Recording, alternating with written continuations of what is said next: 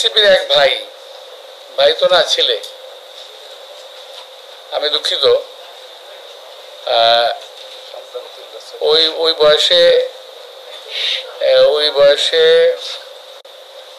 আমি কমিশনার হই নাই। আমি কমিশনার হয়েছিলাম 27 বছর বয়সে, 1977 সালে। কমিশনার থেকে 5 বছর কমিশনার থেকে অভিজ্ঞতা অর্জন করে তারপর রাজনীতিতে জিয়া রহমান সাহেবের সঙ্গে রাজনীতি করা শুরু করি, আজকে এই পর্যন্ত আসছি। তো এখন আমাদের এই সন্তান তুল্য ছেলেদেরকে কি বলে অ্যাড্রেস করব আমি ঠিক বুঝতে পারি না। এদেরকে আমি চিনি, সবাইকে আমি চিনি, ভালো ছেলে, কিন্তু ওনাদের একজন বলে ফেললেন এখন নির্বাচন করা সম্ভব না, কারণ প্রশাসনের সব জায়গায় বিএনপির লোক বসা আছে। আরে ভাই, 17 বছর আওয়ামী লীগ দেশ শাসন করলো, আপনি বিএনপির লোক কই পাইলেন? আমি তো বুঝলাম না।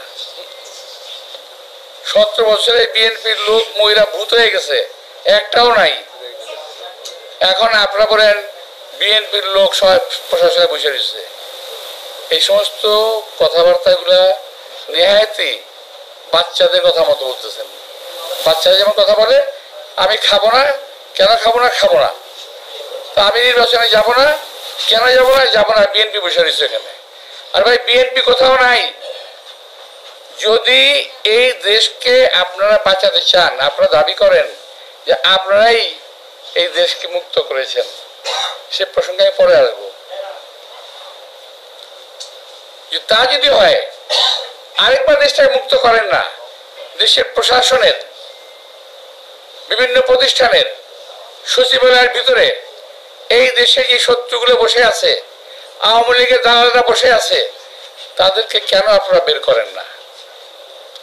আমি যদি বলি যে তাদের কাছ থেকে আপনারা অবৈধ সুবিধা পাচ্ছেন,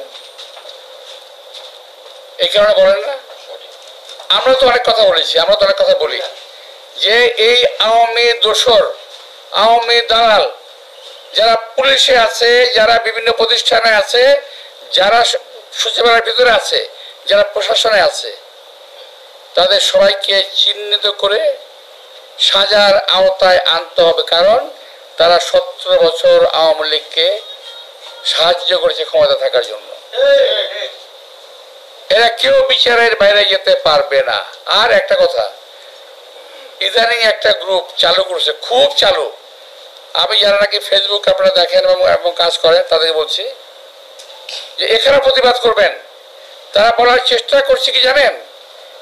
বিএনপি আওয়ামী লীগকে পুনর্বাসিত করার চেষ্টা করতেছে। আরে ভাই, কি কমু, আমার আর ভালো লাগে না এখন এটা কইতে। আরে ভাই, 17টা বছর এদের যন্ত্রণায় পাগল হয়ে গেছি, পরিবার পরিজন সহ অশান্তিতে ভুগেছি, অসুস্থ হয়ে পড়েছি, অকালে বৃদ্ধ হয়ে গেছি, অনেক পরিবার ধ্বংস হয়ে গেছে বিএনপির এই আওয়ামী লীগের অত্যাচারে। বরং আমি বলতে চাই, আওয়ামী লীগকে যারা দেশে পুনর্বাসিত করার চেষ্টা করবে, তাদের বিরুদ্ধে আমাদের সংগ্রাম অব্যাহত থাকবে। এই দেশে আওয়ামী লীগের অবস্থান থাকতে পারে না।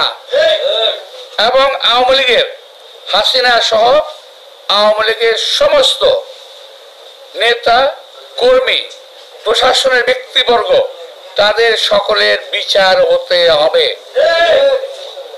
এখন কথা হলো, আমার অনেক ভাই বলেন, আমাদের অনেক সন্তানরা বলেন যে আগে বিচার করতে হবে, পরে নির্বাচন হবে।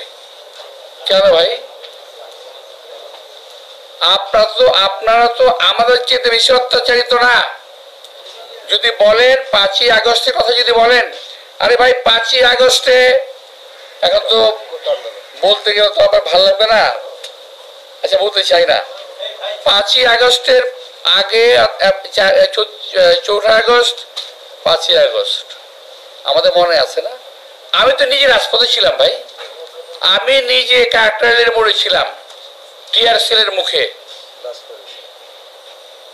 ছিলাম, তো হেলিকপ্টার উপর দিয়ে ঘুরতেছে, ছিলাম তো ওখানে, আমি নিজে ছিলাম।